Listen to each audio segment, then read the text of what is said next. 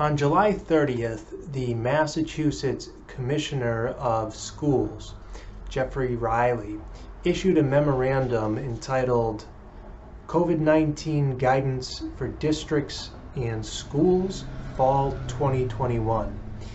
And in it, he makes a series of suggestions or strong recommendations on what schools should be doing to prevent the spread of COVID-19. And this memorandum is based on CDC guidance for COVID-19 prevention in K to 12 schools by the Center for Disease Control. So the commissioner, Mr. Riley, proposes a few things.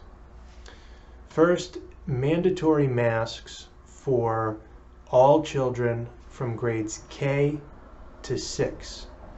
And masks for all unvaccinated students from grades 7 to 12. Next, he strongly urges schools to have what he calls a robust screening process.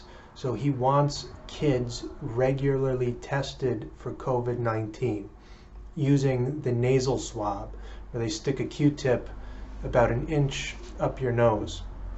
Now, he doesn't give much detail regarding how to implement this, but he's basing his memorandum and his suggestions on the CDC's guidance, and the CDC gives a substantial amount of detail on how this should be done.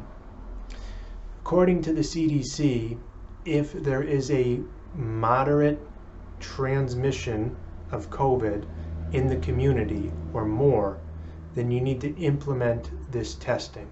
So a moderate transmission, according to the CDC, would be 10 people in 100,000 or more. So 10 or more people with a population of 100,000. So in other words, 0.001%. If that portion of your population has COVID, then you need to test kids.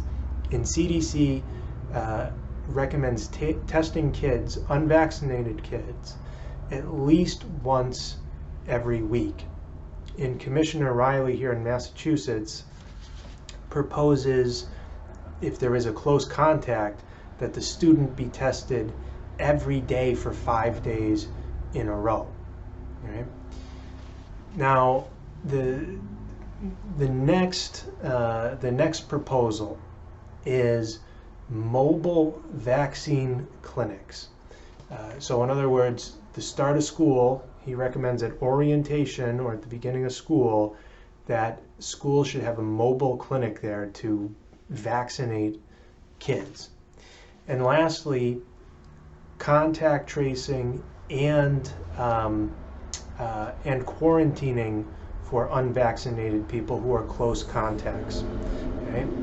And then, just as an aside, both the CDC and Commissioner Riley propose basically propagandizing the vaccination amongst the students and the faculty.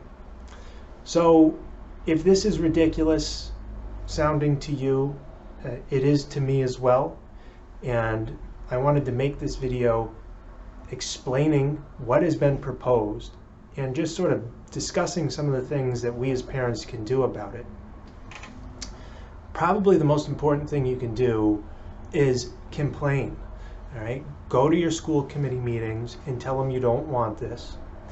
If you can't go to a meeting, if you don't want to speak in public, I understand that. Email the school committee. Tell them you don't want this. Email the superintendent and tell him that you don't want it. Legally speaking, no medical procedure, no diagnostic procedure, nothing can be done to your child without your informed consent. For minor children, the rules change as your children get older and more independent. But for those of us like me who have small children, the state needs to get your informed consent before they can do any of this. All right? So your first line of legal defense is just saying no, in writing. Don't touch my kids, no tests under any circumstances. Okay? So this Commissioner Riley does not mention this, but it is state law. Right? They need your consent. The CDC is clear that parents should be informed about this and consent should be given.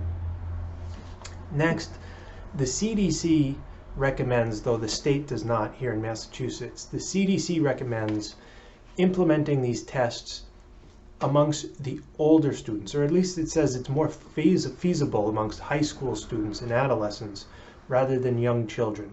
Okay? So if you're going to plead your case before the school committee, emphasize that. Right? If you go to the CDC guidance, it's the last sentence of the whole report, which is probably 10, 12 pages long, that this is less feasible for young children, more feasible for the older kids. So if you have young kids, you should stress that point to your school committee. Okay? And then lastly, the school, there are federal rules that prevent the school from sharing your kid's information and his school record, which a test like this would be part of his school record, with other institutions. Right? So that also is a legal recourse you have to prevent the school from implementing this. And one other point I want to make, and I hope that if you do talk to your school committee, I hope you'll make this point and bring it up. Vaccinated people are exempt from all of this. They're exempt from testing, and even more ridiculous, they're exempt from quarantining.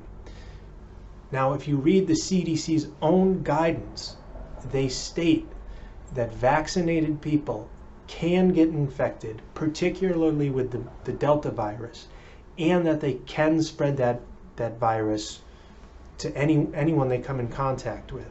So it's absolutely irrational not to vaccinate them as well if we're going to go to this length where we start testing kids weekly, tormenting them with these tests, if 0.001% of the population anywhere in the general public has COVID. All right.